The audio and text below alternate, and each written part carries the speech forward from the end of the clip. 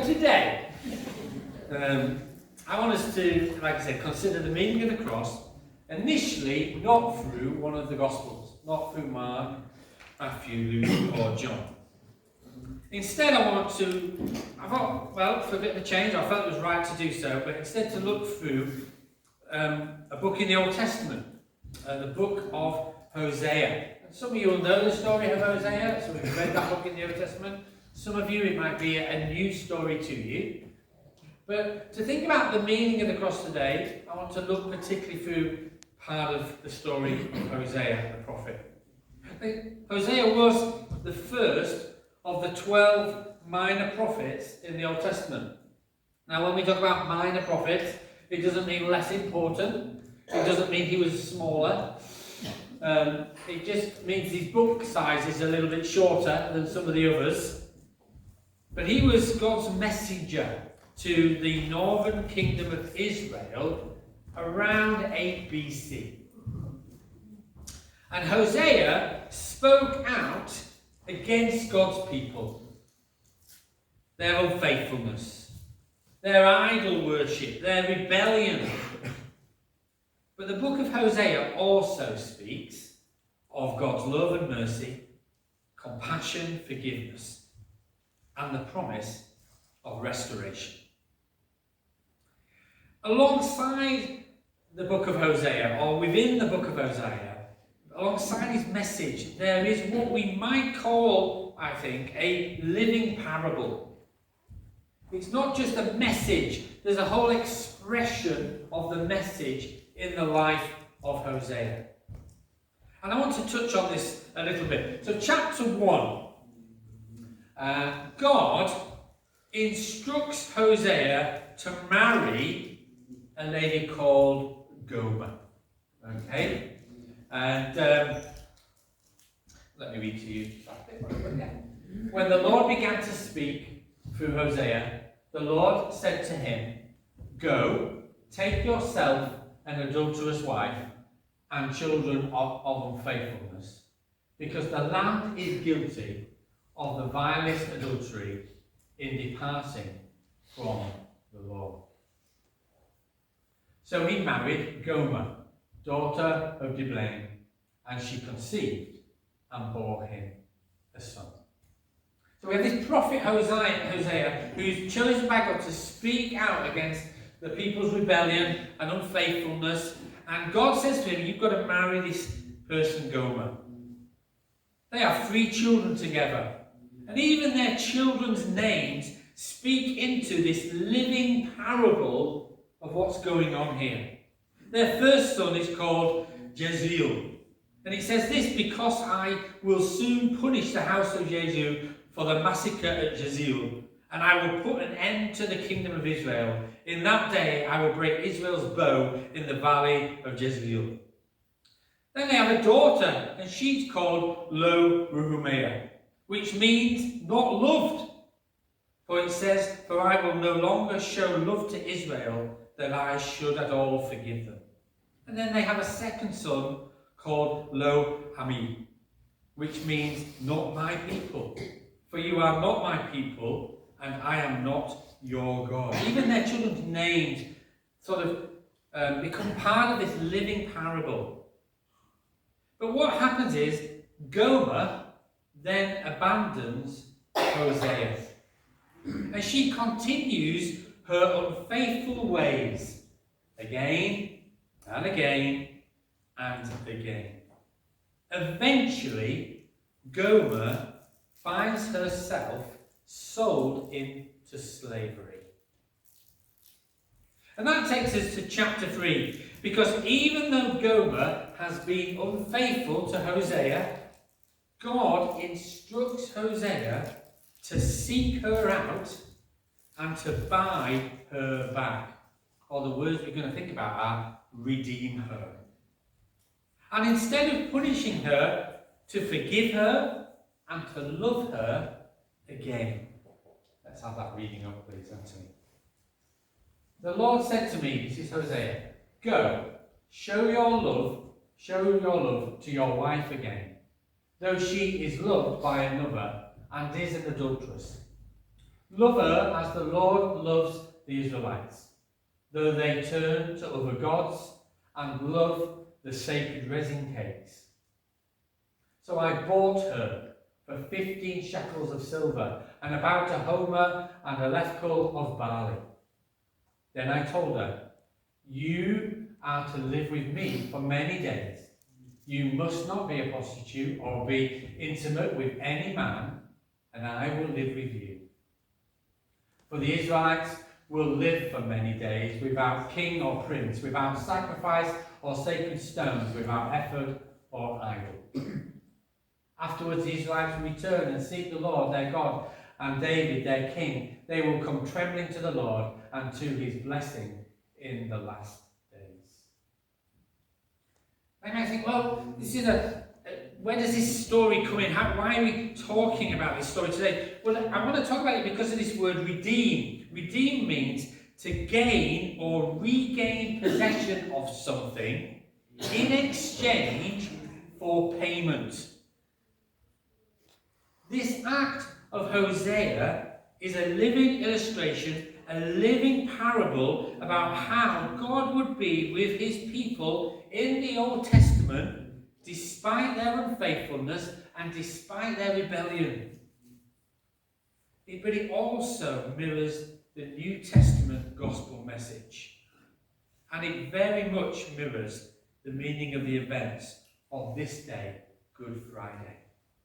So how does it mirror that? How can we take this story of Hosea and Gomer, this living parable which spoke into the times, but also speaks very much into what we're talking about and focusing on today? Simply this: we, man and womankind, were made to be in relationship with our God. You and me were made to have a relationship with our living God. But like Gomer, we messed up. We sinned. We were unfaithful. We turned our backs on God again and again and again. As a result, in our Bible reading, we're told that Gomer found herself in slavery. The Bible tells us in Romans 6 that as a result, we became slaves to sin. So you can see how we relate into the story. I hope you can. Relationship. Messed up, become unfaithful. Found ourselves in slavery. But again, the story goes through. See, as Hosea seeked out Gomer, God seeked, and I must admit, when I put that into when I was typing that, you know, get the red arrow under it saying, that's not right, David. I'm like, it is right. God seeked. What's wrong with that? And then I had to click on it. It says, generally considered not standard or incorrect English. So instead I'm going to say, God sought us. God sought us out. He pursued us by sending his only Son, Jesus, into the world. God then bought us back. Through the ultimate sacrifice on the cross, he redeemed us. As on the cross, that first Good Friday, Jesus paid the price once and for all. So instead of punishment, God chose love for us. It reminded me a little bit of a story that I used to tell when I was working with young people, a similar illustration, but about a boy who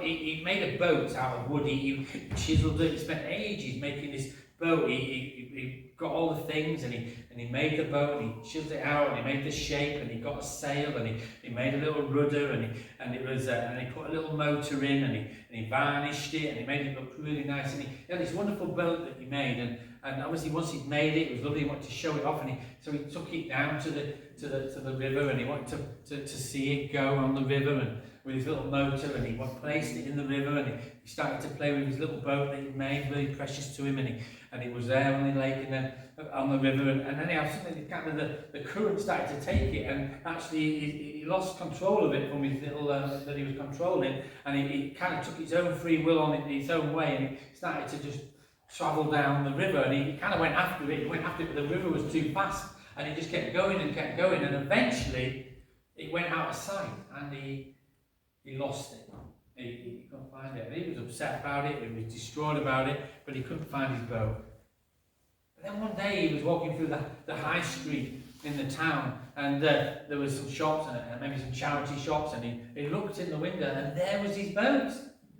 His boat was in the window of the shop. Somebody must have found it, somebody must have then tried to pass it on or something, whatever it was, and he saw it, and so he went into the shop and said, "Oh, hey, that's my boat in the window." And the shopkeeper was like, "Yeah."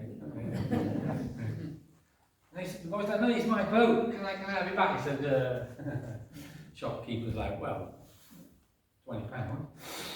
The boy was like, "That's my boat." So he got his £20 out and he gave it to the shopkeeper, and he took the boat home, and it was his again. Very simple illustration, but it's that whole thing about first he made it. God made us, didn't he? Then, in many ways, through free will, it was lost. We were separated from the one who made us. But then the boy sees it. God sees us, seeked us, sought us. But then he buys back.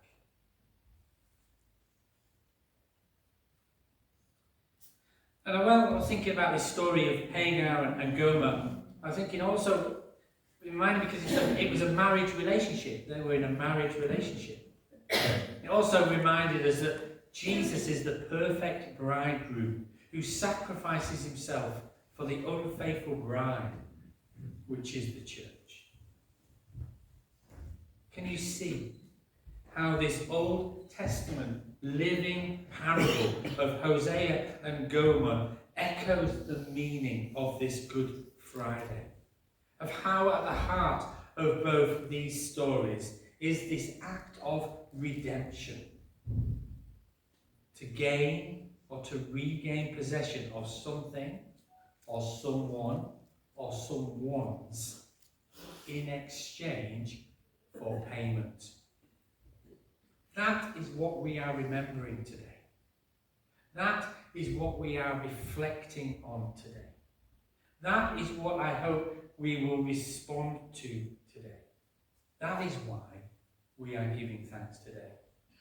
All through the gathering together, through the songs that we're singing, the worship, through the monologue that Alan read for us, from hearing the word, and shortly through this act of communion, we're acknowledging that sense that we belonged, but we were unfaithful, but we were not abandoned. And that through love, God came and brought us back, redeemed us back into relationship with him. But just a little extra point, and it's this. Hosea's life was the gospel message. What I mean by this is Hosea didn't just say it. He didn't just use his words to speak out God's message. He also lived out the message. In his actions, by taking back, by forgiving, by loving Gomer again. When I read this, I thought this is a real challenge to me, especially as a preacher. And I put that in those funny things because some would debate that one. But I am someone who shares the gospel through my words, like Hosea used to do. But then I also have to consider, does my life live it out?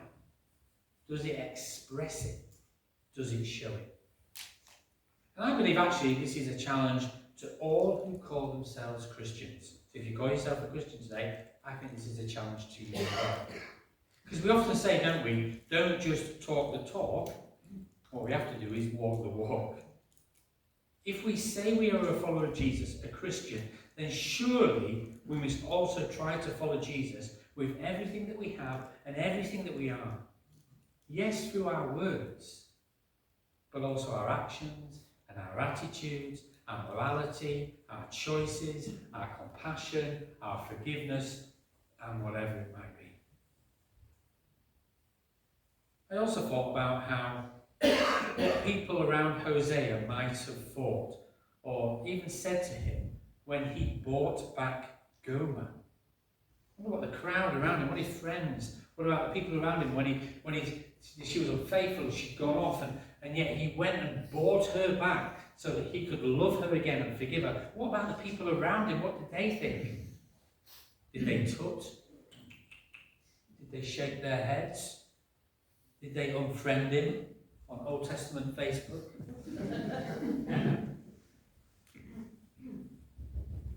Sometimes, when we truly follow Jesus, it can create a tension to the ways of the world around us, and even also with the people around us.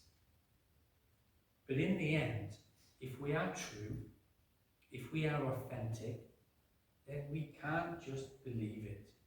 We can't just say it or sing it. We have to live it out 24/7 in the world around us.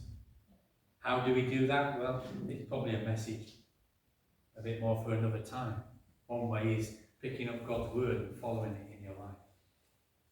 But today, this story, this Old Testament story of this living parable between Hosea and Gomer together, but then the unfaithfulness, but then not abandon God. Hosea goes and seeks her out, buys her back, brings her back into relationship. And then we think about the cross. What God has done for us. Didn't abandon us, made us to be with him, made us to know him. But we messed up. We were lost, we were separated. But he seeked us out, he sought us out. And in the end, through the cross, he bought us back. The ultimate price was paid, once and for all. So that today, in response to him, we can know his forgiveness, his love, his friendship, be in that relationship again. And we'll celebrate that even more when we meet on Sunday, on Easter Sunday. But as we claim that, then we've got to, that challenges on us that call themselves Christians to not just speak that out into the world, not just to tell people that this is the message, but to live it out as well, to show the world this is it, this is it. I can't just say I'm a Christian and then just do what I want. If I'm a Christian, I've got to say this is my message, but I've got to live it out like Hosea did. And that's not always easy. But I pray that we'll do it, we'll be authentic and we'll be real. Because the world needs authentic, real Christians. It needs the church to be strong. We give thanks today again for the cross. When I survey the wondrous cross on which the Prince of Glory died, my richest gain I count but loss and poor contempt on all my pride. Forbid it, Lord, that I should boast,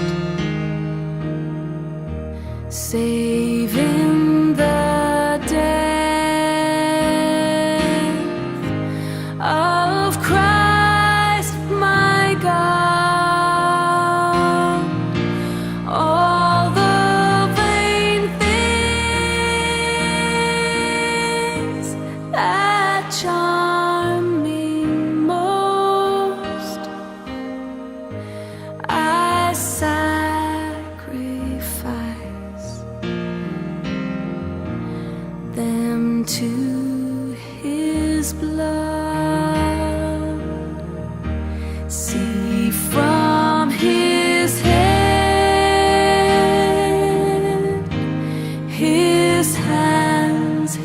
his feet. Sorrow and love flow mingled down.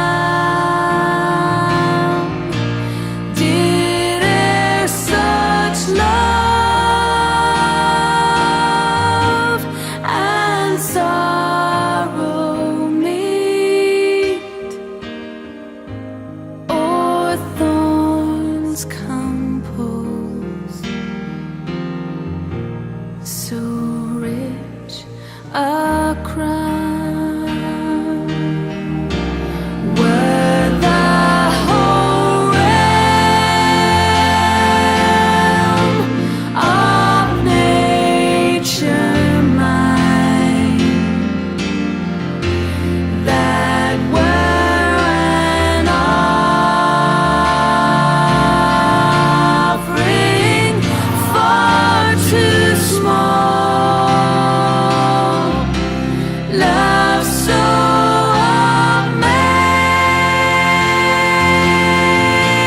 amazing, so divine, demands my soul, demands my soul. Love demands my soul, my